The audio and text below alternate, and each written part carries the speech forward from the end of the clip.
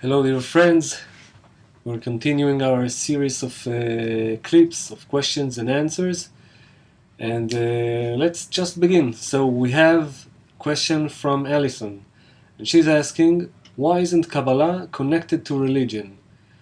Well, Alison, we explained it a little bit in the last lesson, but let's explain again because it's something which is really confusing mostly to new students, and it would be really good to explain this.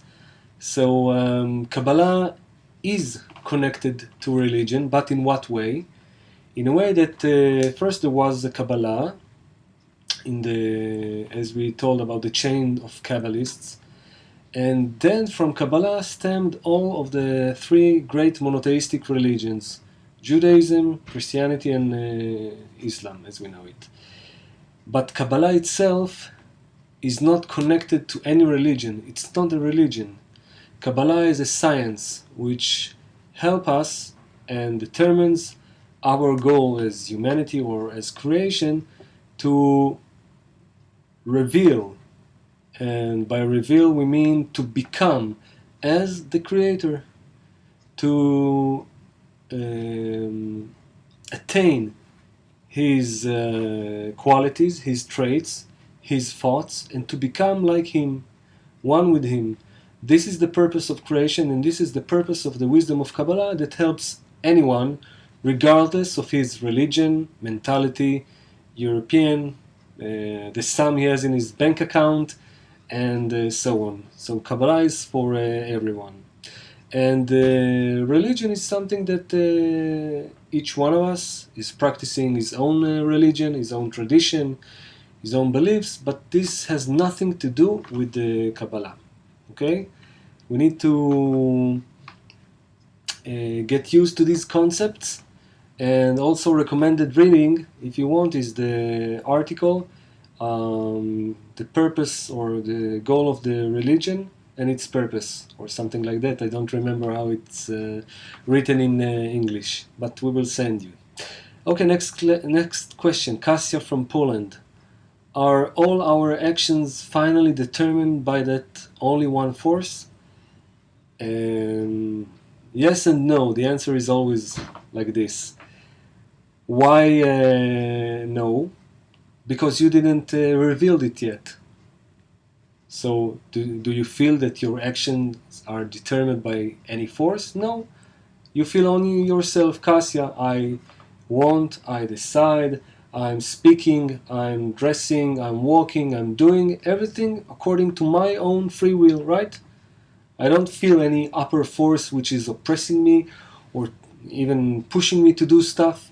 I feel myself.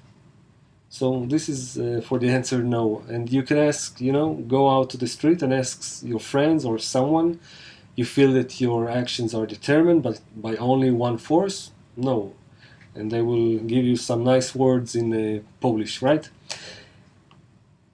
But we have the other answer, which the Kabbalists are giving us, and they revealed this upper force. Why do we call it upper? Not because it's like, I don't know, thousands of kilometers above us, but upper as superior, as the force which governs us, that governs our will to receive.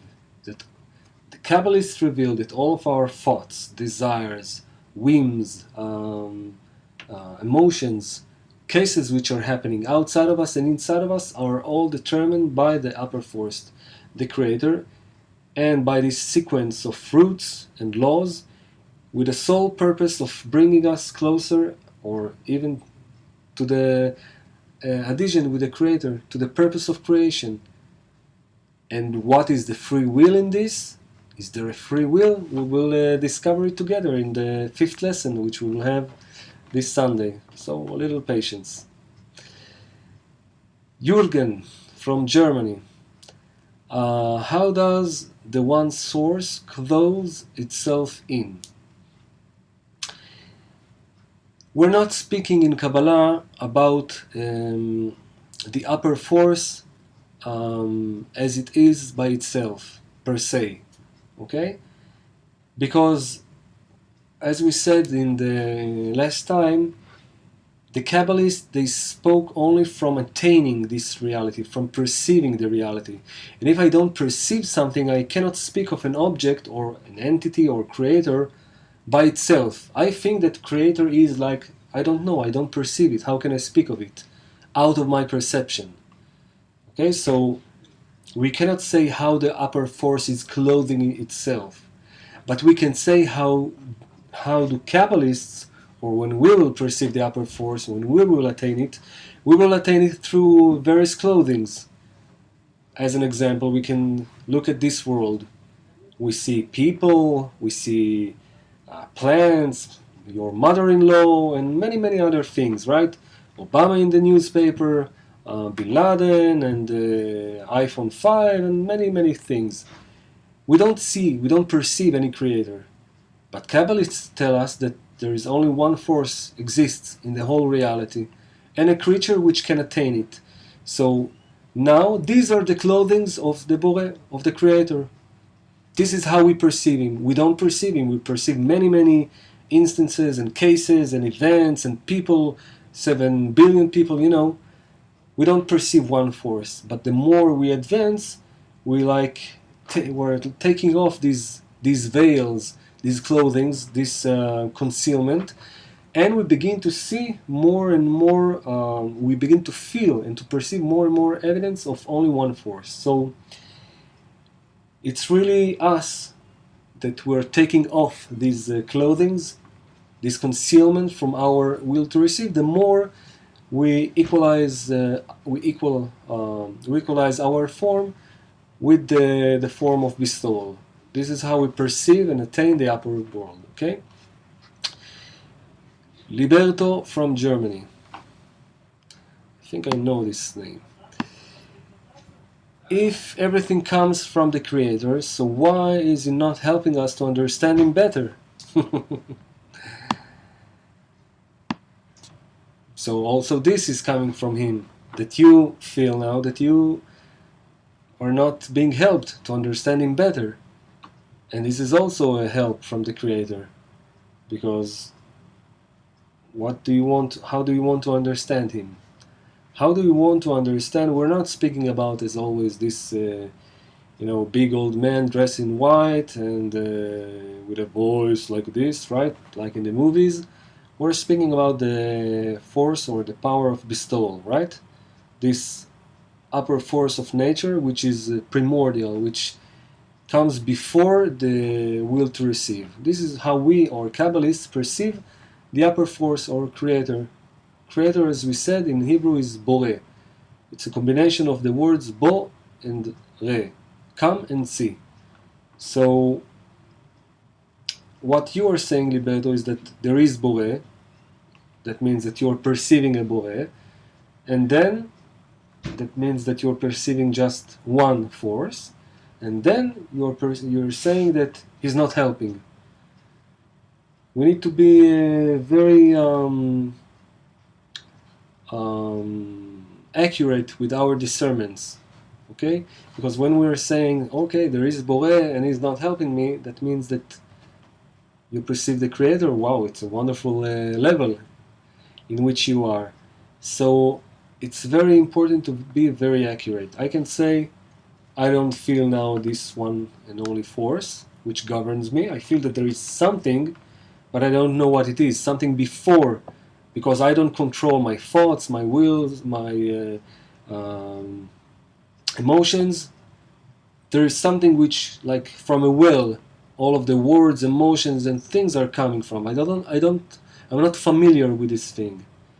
And if it does good, I don't know. Maybe it's good, but I don't perceive that it is good because I have only my will to receive, my egoistic will to receive. And you know that Rabash has a very nice example. He's telling about a crying kid in the middle of the street with his father, and the kid is shouting and crying, and all of the passengers, those who are passing by, they are looking at him and they're telling to the father, "What are you doing? Why don't you give the child what he wants?" And the father says, "I have a needle, and this child won't want my needle in order to pick his eye because his eye is itching." So what do you want me to give him this needle? So we don't understand why is Creator preparing all of our life as it is to us. Why do we need to be desperate from our will to receive? But when we will, the more we will advance, and the more we will develop our point in the heart, and we will identify ourselves with it, we will see that each and every action of the Creator was designed only to help us to come out from one mechanism and to go to the nature of bestowal and to attain the Creator. And really, by this we will finish this session, that all of the levels of attainment, all of the levels, the 4 levels of love, of which speaks Baal Sulam in his introduction to the Talmud of the 10 Sfirot, are really this, the possibility to justify the Creator, to perceive and attain that everything that He did, not only to me, but to all of the creation, in each and every case, in all of the incarnations of the past, I justify and I see that He only brought each and every part of my soul to the possibility to adhere to Him. You can think about it, and let's move on to the next clip.